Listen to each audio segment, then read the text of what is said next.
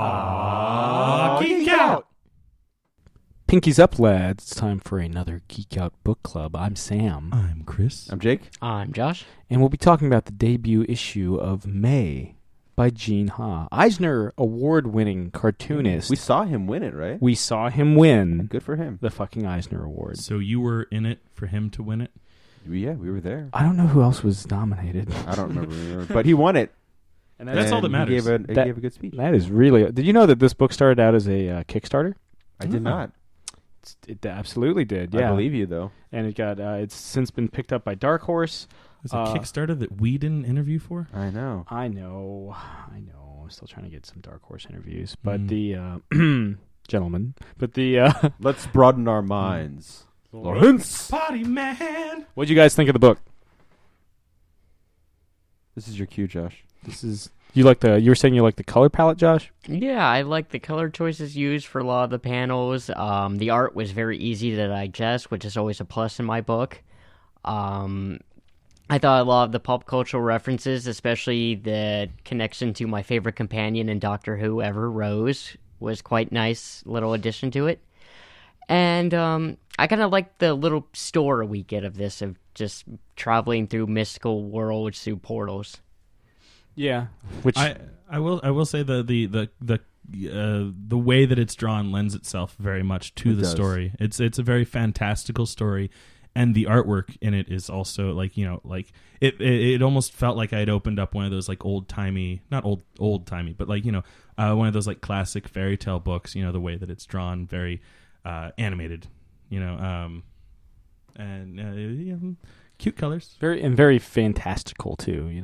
Very But I'm excited to see the world. yeah, and unlike Superman, which he wrote for DC Comics after Jeff Johns, he does the art for this too, because he started out as a cartoonist, so he's doing everything. And he's won 4 Eisners. Oh, so the one we saw him wasn't his first one? No. Oh, then whatever. I'm just kidding. It's not even a hat trick. No, come on. It's whatever a Good hockey reference, Chris. Yeah. Cap's losing the... It's because of the James Bonding episode where the movie where Bond plays hockey. For Your Eyes Only. Yeah. Where he knocks his assassins into the goal, and the goal thing happens. 1981, directed by John Glenn, not the astronaut. Unfortunately. Yeah. It could have been. It could have been if you really wanted. Yeah. You tried hard enough. Yeah, he was a congressman, so... He's too busy trained to be an astronaut. Could have making... That's right. He was making James Bond oldest man in movies. space. But this book will be in stores everywhere May 18th. If you like a really kind of like fantastical, like dimension hopping tale, not dimension. That was like happening. Dennis Hopper. Yeah. May he rest in peace. Yes. Yes. He'll always be Koopa to me. But or the Easy Rider, more accurately. But Apocalypse Now. Apocalypse Now also, though he doesn't show up. Have you ever seen his death scene, which they deleted from Apocalypse No. Now? It's terrible. Oh, okay. It's terrible. Take your word for it. But this book is not.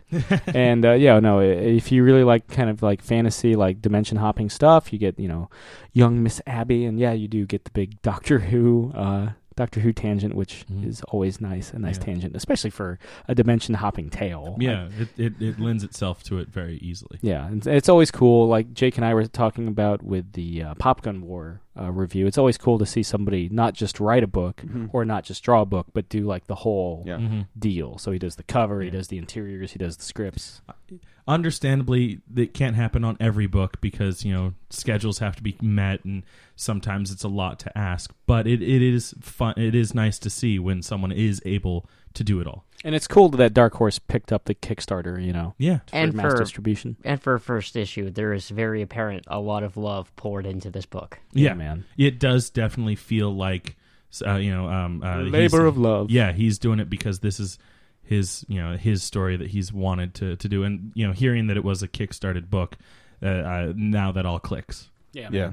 So definitely check out May #1 in comic shops and on Comixology everywhere. I can't wait to really naturally it's the first issue, so it has to spend more time setting up the world than seeing like some of the action. I can't wait to see once they do really start getting into the meat of it, of jumping around, because it ends basically with like that whole like come with me, the Doctor Who kind of just grabbing Rose and pulling her into the TARDIS, and then like second issue is just going to hit the ground running kind of stuff. Yeah, man. So again, comic shops, Comixology everywhere. Wednesday, May 18th. Check it out. It's been another Geek Out Book Club. I'm Sam. I'm Chris. I'm Jake. I'm Josh. Keep reading.